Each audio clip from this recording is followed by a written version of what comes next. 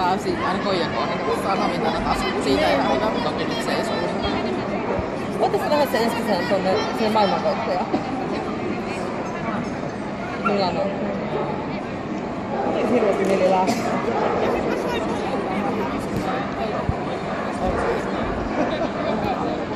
Mä olisin hirveästi siis ei mitään niinku odottamatta, mutta lähinnäkin Rossoiset ja näkis nyt vähän sisaruksia varmaan sen lisää. No jotenkin mä uskallisin, että mä yrittänyt puhua Iiran mukaan, mutta se ei uskallaisi. No mä lähden sit vaikka autolla ja sit saattaa lentää ja perässä. Mut sit vähän se, että yritin puhua pariin mukaan, niin sit ne oli vähän silleen, että no...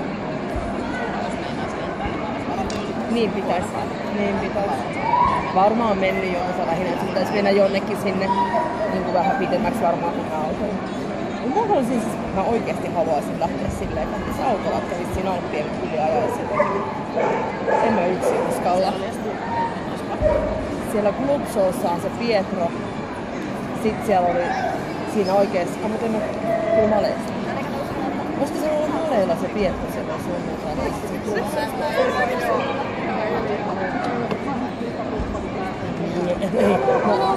No hei, arvaa onko turha lähteä Rosson kanssa? Niin joo, mutta sit toisaalta se oli kasvatti aika paljon muuta. Siellä on niin paljon niin on. Ja mä ajattelin, että jos mä lähden sinne, niin mitenkö ilman odotuksia? Ei silleen, että... Olitko se Timu?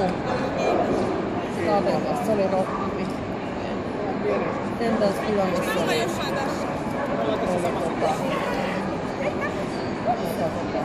VS.